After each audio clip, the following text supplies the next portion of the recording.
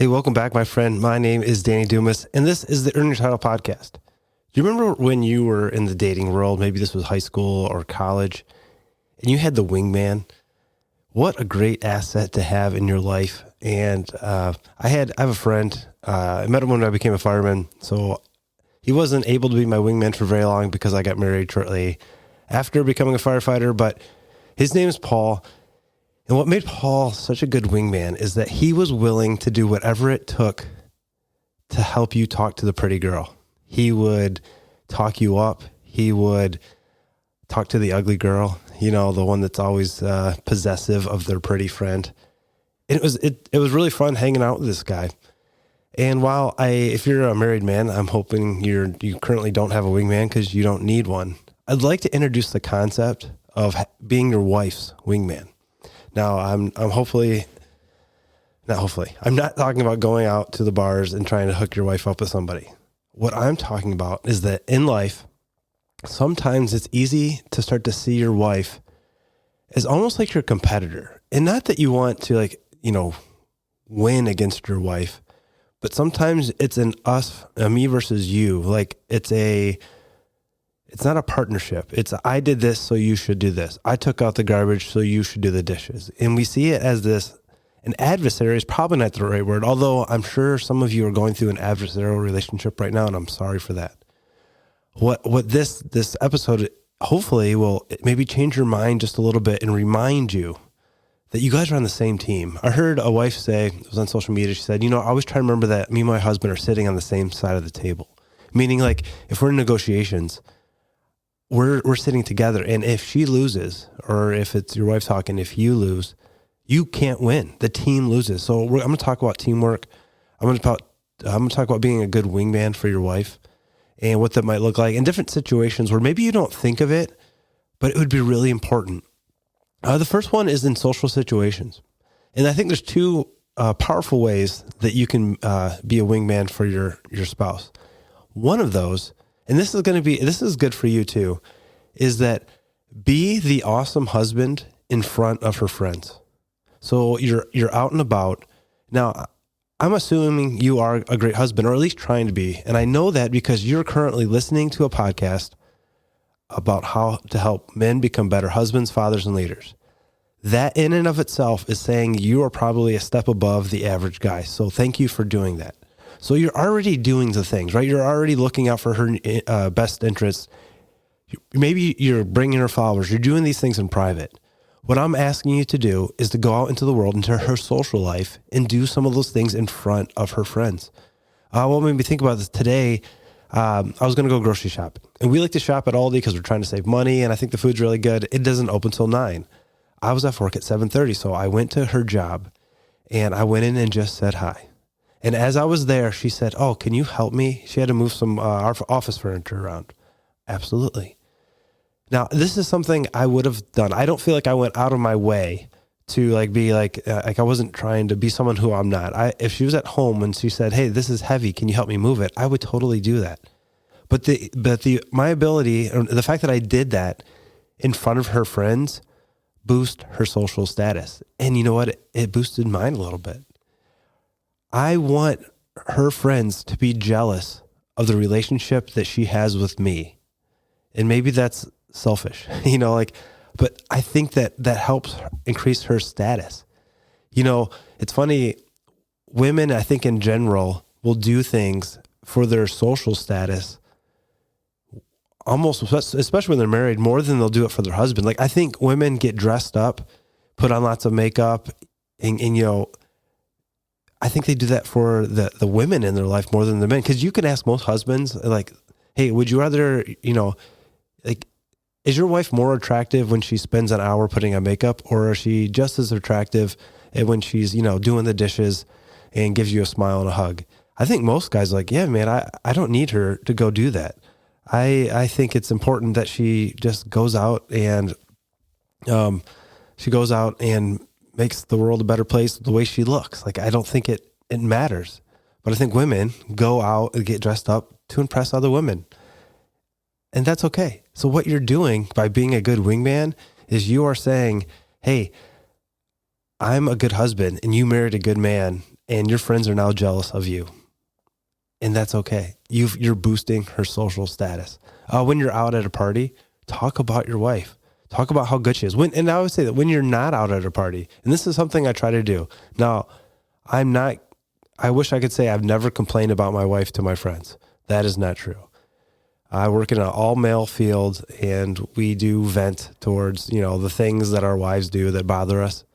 But what I always try to do is give her credit where credit is due. Like, man, my wife is so amazing when it comes to handling emergencies at home and not making me get involved. I work with guys whose wives, when something happens, they cannot handle it. And I say that, man, my wife is good at that. When, if she's calling me to ask for help, it's because she has tried and she can't handle it. It's not just because she wants me to do everything. So in social circles, talk your wife up, be her hype man. Like when you were dating, your friend would come over, for us as firemen, it's pretty easy. Someone come over like, hey, did he tell you the story about how he rescued that kid out of the burning building? That's your in, right? Someone's probably going to ask you the story. Talk about how amazing your wife is. The other thing you can do in social situations is you can be the rescuer. There's always that time where you look at your wife and you realize that she's in a conversation that she does not want to be in. It's someone who maybe it's a toxic relationship they have. That's your time to go over and say, hey, I'm sorry, I need to borrow my wife for a second. I'm taking her and take her away. And just be observant of that. And it goes so far. In the same line, we just got done with the holidays and there's lots of parties and family. What I'm asking you to do as a good wingman is to deal with your parents. When you are going to do something or not going to do something with your parents, don't ever say, well, my wife doesn't want to do this. Or, for me, it would be Andrea. Andrea doesn't want to. I'm not going to put that on my wife.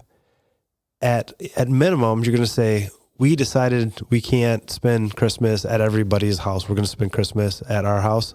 What's even better is I decided.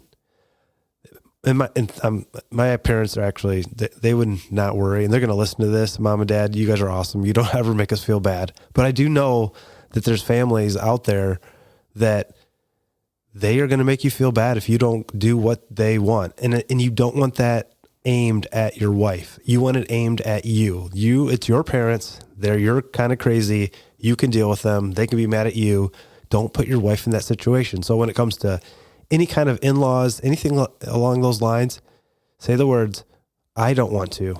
Don't say my wife doesn't, or Andrea, whatever her name is. We is okay, but I prefer I. I'm going to make a decision. Yeah, I decide we're not going to do that. Don't put it on your wife. Just play some defense, right?